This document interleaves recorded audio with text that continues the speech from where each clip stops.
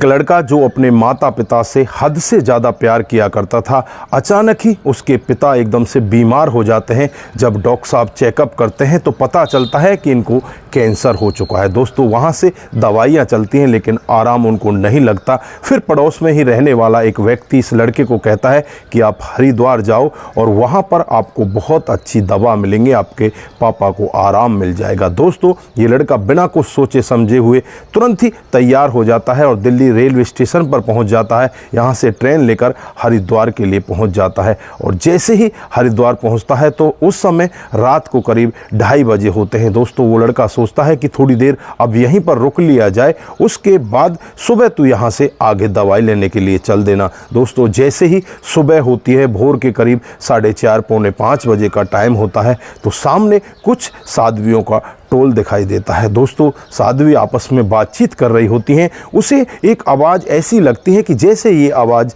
जानी पहचानी है। उस आवाज़ का वो पीछा करने लगता है और जब उस आवाज़ वाली के वो सामने पहुंचता है तो उसकी आंखें फटी की फटी रह जाती हैं। दोस्तों, वो साध्वी कोई और नहीं होती, इसकी 6 साल पहले तलाकशुदा पत्नी होती है। दोस्तों, जब पति पत्नी आपस में आमने सामने होते हैं तो दोनों की आंखों में आंसू होते हैं और यहाँ पर जब पति अपनी तलाकशुदा पत्नी से पूछने लगता है कि तुम्हारी ऐसी हालत कैसे हुई, तुम्हारे पास तो बहुत ज़्यादा धन दौलत था, तुम साध्वी कैसे बन गई। दोस्तों, जब वो अपनी अपबीती बताने लगती है तो यहाँ पर जो पति होता है उसकी आंखों में भी बहुत ही ज़्यादा आंसू होते हैं। दोस्तों, अगर आप भी पूरा मामला सुनना चाहते हैं तो वीडियो को ज़रा सा भी स्किप ना करें, लास्ट तक वीडियो को ज़रूर देखें। दोस्तों, आगे बढ़ने से पहले हमारी वही रिक्वेस्ट कि जो हमारे चैनल के साथ नए हैं, कृपया करके चैनल को फॉलो कर लीजिए, बेल आइकन को जरूर प्रेस कीजिए। नमस्कार, जय हिंद। आप देख रहे हैं APH न्यूज़ राहुल रावत के साथ। तो दोस्तों,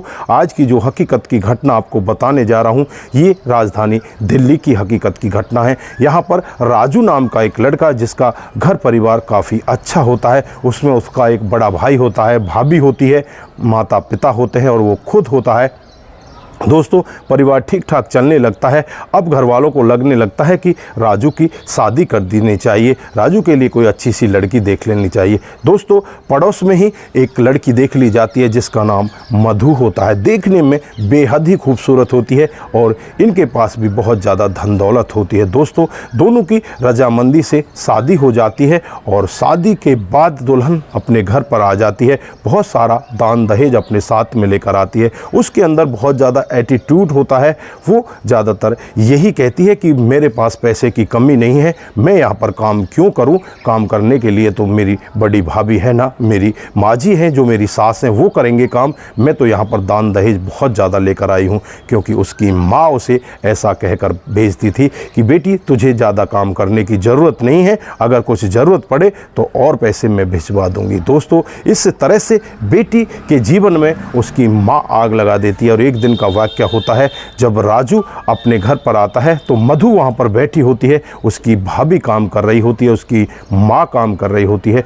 तो यहाँ पर राजू को बहुत बुरा लगता है। वो अपनी पत्नी को वहाँ पर कुछ नहीं कहता, उसे कमरे के अंदर ले जाता है और उसे कहने लगता है कि आपको जरा सी भी शर्म आती है, मेरी बूढ़ी माँ काम कर रही है, मेरी बड़ी भाभी काम कर रही है और आप इस तरह से महारानियों की तरह यहाँ पर बैठी हुई हो, क्या आपको थोड़ी सी लज्जा नहीं आती। दोस्तों, यहाँ पर मधु कहने लगती है कि जो राजा महाराजा होते हैं वो इसी तरह से रहते हैं, मैं तो यहाँ की रानी हूँ और मैं यहाँ पर काम क्यों करूँगी, अगर आपको ज़्यादा ही चिंता है तो 1-2 नौकर रख लीजिए।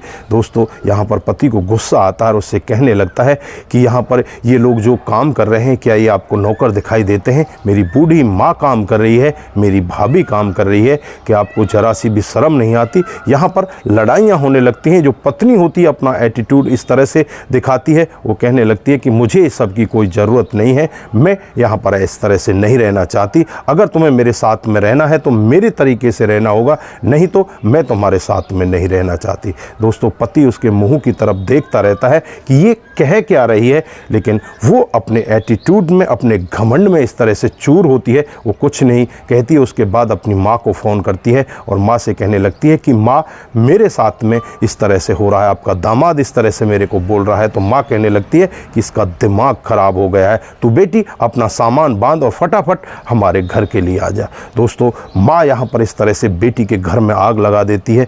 बेटी यहाँ पर बिना कुछ देरी किए हुई अपना सामान बांधती है, अपने जेवरात बांधती है और तुरंत ही वहाँ से अपने मायके के लिए प्रस्थान कर देती है। दोस्तों, कई दिन का समय बीत जाता है, धीरे धीरे करके 15 दिन हो जाते हैं। जो यहाँ पर राजू होता है बहुत ज़्यादा परेशान होने लगता है। राजू के जो माता पिता होते हैं वो कहने लगते हैं कि बेटा बहू को ले आ, बहू के बगैर अब घर सूना सूना लगता है, अगर बहू इस तरह से रहेगी तो हमारी बहुत बड़ी बदनामी होगी। यहाँ पर राजू कहने लगता है कि माँ मैं कैसे लेकर आऊँ, उसका तो एटीट्यूड बहुत ज़्यादा है, वो तो बहुत बड़ी घमंडी है। तो यहाँ पर माँ कहने लगती है कि बेटा अभी वो बच्चा है, समझ जाएगी, कुछ दिन में उसकी समझदारी आ जाएगी, तो उसको जाकर ले आ। दोस्तों, यहाँ पर राजू अपने माता पिता के कहने से अपनी ससुराल में चला जाता है और वहाँ जाकर अपनी सास से कहता है कि मधु को मेरे साथ भिजवा दीजिए। तो यहाँ पर जो उसकी सास का जवाब होता है वो इतना कड़वा होता है जिसे सुनकर राजू एकदम से टूट जाता है। सास उसे कहने लगती है कि अगर तुम्हें अब मेरी बेटी को लेकर जाना है तो वहां पर पहले नौकर रखने होंगे, मेरी बेटी एक झूठा गिलास भी नहीं उठाएगी। दोस्तों, इस तरह का वाक्य जब राजू सुनता है तो राजू एकदम से अपने आप ही सोचने लगता है कि यार मैं किस तरह से इसको लेकर जाऊं। फिर वहां पर 2-3 बार और उनसे कहता है कि ऐसा कुछ नहीं है, आपकी बेटी वहां पर अच्छे से रहेगी। लेकिन यहां पर माँ साफ मना कर देती है कि हम तुम्हारे जैसे भिखमंगों के साथ अपनी लड़की को भेजना ही नहीं चाहते, तुम्हारे घर में एक नौकर तक नहीं है। दोस्तों, राजू अपनी सास के मुंह की तरफ देखता रहता है, अपनी पत्नी से मिलने का यत्न करता है, लेकिन यहाँ पर पत्नी से उसको नहीं मिलने दिया जाता, क्योंकि पत्नी भी अपने घमंड में होती है, वो भी अपने पति से मिलने का यत्न तक नहीं करती। उसके बाद राजू वापस लौट आता है। दोस्तों, अगले ही महीने वहाँ पर कोर्ट के कागज़ उनके घर पर पहुँच जाते हैं कि हम लोग तुमसे तलाक लेना चाहते हैं। दोस्तों, मामला कोर्ट में चल जाता है, कई साल तक मामला कोर्ट में चलता रहता है और एक दिन कोर्ट में फैसला हो जाता है कि 10 लाख रुपए राजू को इस परिवार को देने हैं, यानी कि अपनी पत्नी के परिवार को 10 लाख रुपए देने हैं। दोस्तों, उसके बाद जो पत्नी होती है 10 लाख रुपए और अपने जो सामान होता है उस सब को लेकर अपने मायके में परमानेंटली चली जाती है। राजू यहाँ पर परेशान रहने लगता है और इधर जो पत्नी होती है वो बहुत ज़्यादा खुश होती है, क्योंकि उसकी माँ उसे भरोसा दिलाती है कि तू टेंशन ना कर, मैं तेरे लिए बहुत अच्छा लड़का ढूंढ लूँगी और उससे तेरी शादी करा दूँगी। दोस्तों, उसके बाद थोड़ा ही समय बीतता है, कोई लड़का तो उसके लिए ढूंढ नहीं पाते।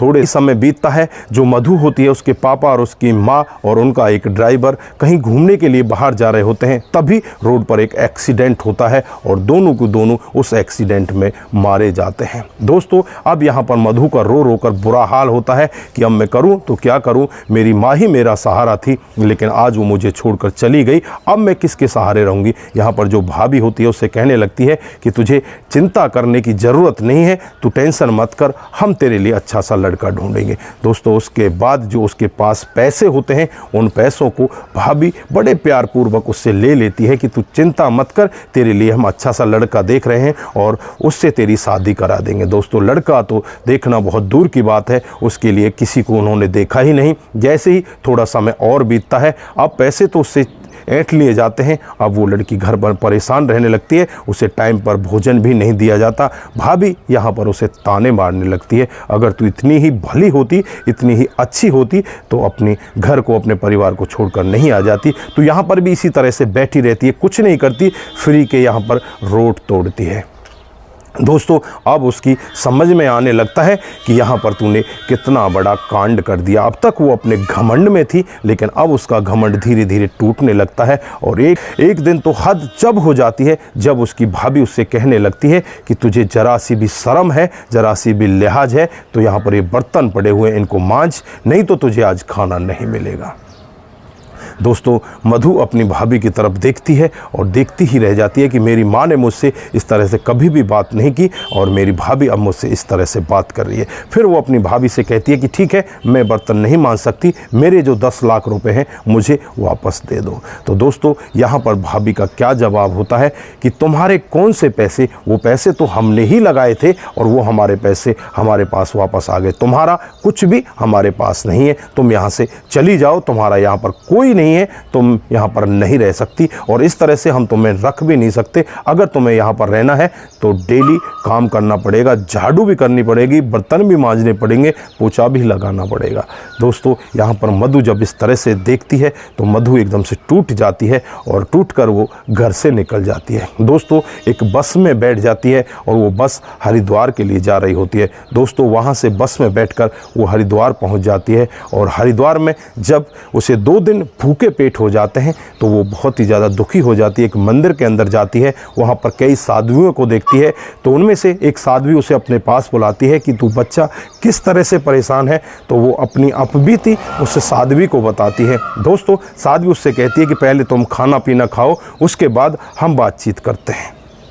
दोस्तों साध्वी उसे अंदर ले जाती है, उसे खाना खिलाती है और उसके बाद उससे कहती है कि कुछ कपड़े पहन लो, ये कपड़े हमारे तो साध्वी जैसे हैं, अगर इन्हें पहनना चाहती हो तो ये कपड़े पहन लो, नहीं तो फिर बाज़ार से कपड़े लेकर आने पड़ेंगे, आपके कपड़े तो बहुत गंदे हो चुके हैं।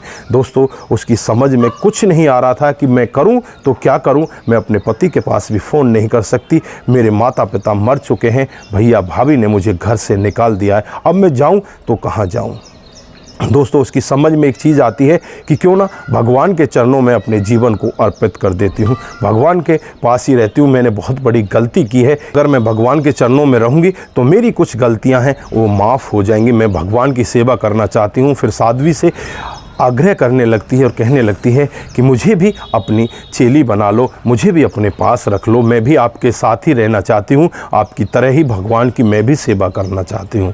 तो दोस्तों यहाँ पर साध्वी उसे समझाती है और कहती है कि बेटा ये बहुत सरल नहीं है यहाँ पर रहना, अच्छी बात तो क्या कहूँ मैं आपको, लेकिन यहाँ पर ज़्यादातर जो भगवान को लीन होने आते हैं वही लोग होते हैं या कुछ दुखी लोग होते हैं जो इस तरह से आपकी तरह दुखी हो जाते हैं, वो इस भेष में आते हैं। यहाँ पर इस भेष में आना तो आसान है लेकिन यहाँ से निकलना आसान नहीं है, आप वापस यहाँ से निकल नहीं पाओगे।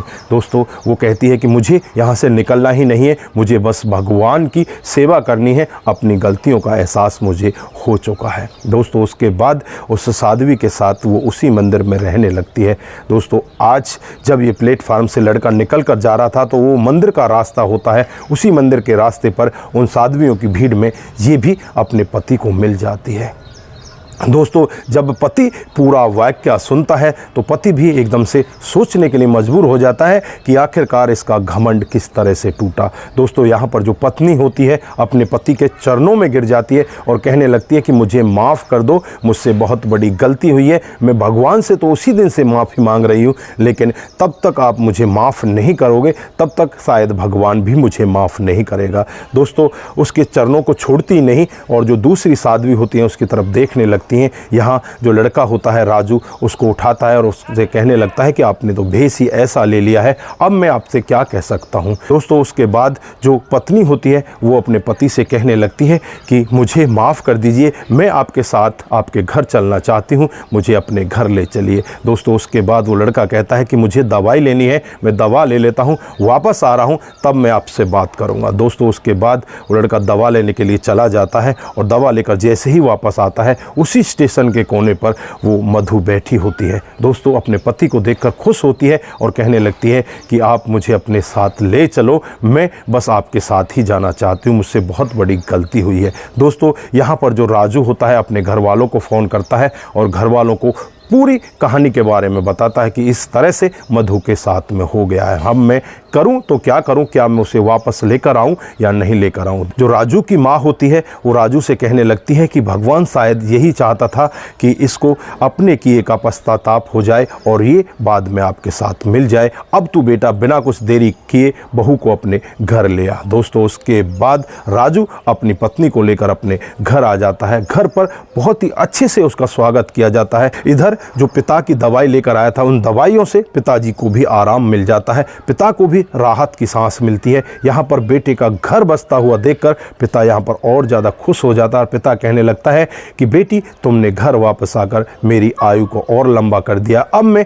5-4 साल और जी सकता हूँ। मैं यही इच्छा करता हूँ कि अब मेरे पोते पोती हो जाए और उनको मैं खिलाना चाहता हूँ। 2015 में उनका तलाक हुआ था और 2022 में जाकर वो वापस मिले थे। दोस्तों दोस्तों इतना लंबा उनका आपस में जो दूरी का समय था वो आज ख़त्म हो चुका है। तो दोस्तों ये थी आज की हकीकत की घटना। आप यहाँ पर क्या बोलना चाहते हैं, आपकी जो भी राय है एक बार कमेंट बॉक्स में ज़रूर दीजिएगा। दोस्तों अगर आप लोगों को हमारे वीडियो ज़रा से भी प्रभावित करते हैं, ज़रा से भी अच्छे लगते हैं तो दोस्तों के साथ ज़रूर शेयर करके जाइए। दोस्तों आप अपना ख्याल, अपने परिवार का ख्याल ज़रूर रखें और रिश्तों की अहमियत को ज़रूर समझें। नमस्कार, जय हिंद,